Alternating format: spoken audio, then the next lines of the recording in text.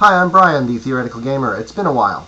Um, this is a very odd little review, and if you've watched my videos, you'll know about 10 months ago I did a video review of a kind of D&D retro clone reskin called Machinations of the Space Princess, which I never got to play, but it's one of those that I would like to. It's pretty cool. Well, there have been no supplements for it, but there has been a kind of, I don't know what to call it. It's not a supplement per se, and it's one of those things that you look and your first instinct is, why would they do that? It makes no sense. Of course, I had to buy it because despite making no sense, it was rather cool. It was the Machinations of the Space Princess Tarot deck. Now, Machinations of the Space Princess was written by James Desborough and illustrated by an artist named Satine Phoenix. Now, she's pretty good. She very much has her own style. Yeah. And so when say, hey, let's make a tarot deck based in the sci-fi world of Machinations of the Space Princess. All right, yeah, I gotta see that. I got it. It's like, I don't know how I would use it in the game. But it's a rather interesting exercise. I guess you could call it a philosophical exercise. Let's say if you have an intergalactic empire of the heavy metal, sleazy, sexy vibe, like Machinations of the Space Princess, and let's say this galactic empire is like tens of thousands of years old.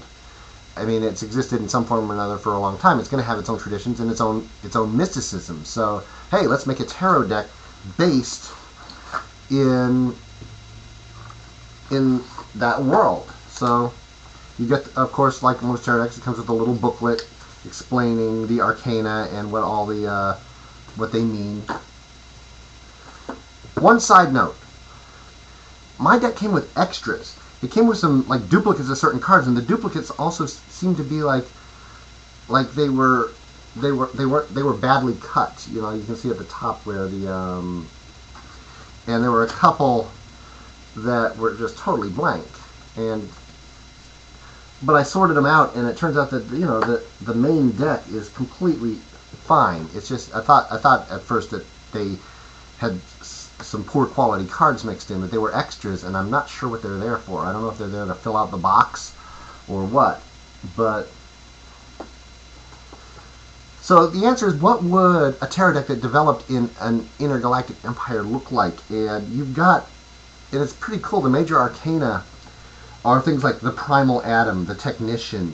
You also have like the empress, the princess, the warlord, the end of all things. That one's easy. That one's easy to draw. Just total blackness. Community, the darkest star, Nova, stuff like that.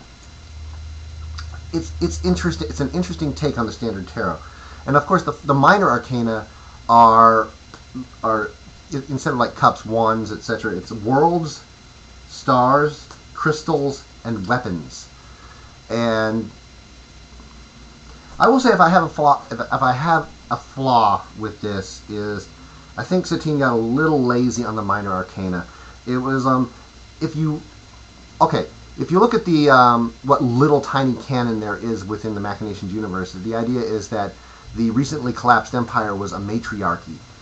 You know, it had a queen and it had a whole ton of princesses which are now jockeying for positions. And their machinations could be a big part of their name. But so when you have the minor arcana, you have the number cards, which are actually very simple. They just show, like, say a nine of worlds would just show 9 planets, and nothing too deep there. But then if you have, but the face cards are like the maid, the knight, the consort, and the queen. And they are,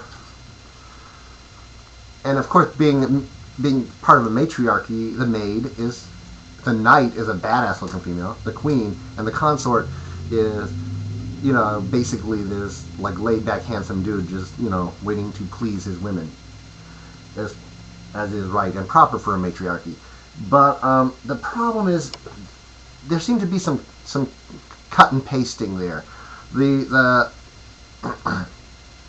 like like the made of worlds and the made of crystals, made of weapons, made of stars are pretty much the same, and they just tack on some stars or weapons or crystals or whatever into, so there is some cut and pasting there. The major arcana are very well done overall. They're very beautiful and stylistic and pretty cool. But I think it's one of those things that I could see if I was an artist and I was doing some tarot. I could see how trying to figure out the minor arcana would be kind of, like, oh man, do I have to tackle that minor arcana again? Do I have to get creative about every single card? I could see taking some shortcuts. All in all, if you like something that's pretty much going to be a novelty, if it's just going to be sitting on your, I don't see how you would use it. But I mean, I'm sure a clever game master could work it into his story somehow, or he could, create some kind of, or just someone who's into tarot decks and like wants something a little unusual. Um, all in all, I'll put a link below as to where you can find it. It's an oddball little thing, and I thought it was kind of cool. You guys have a good one.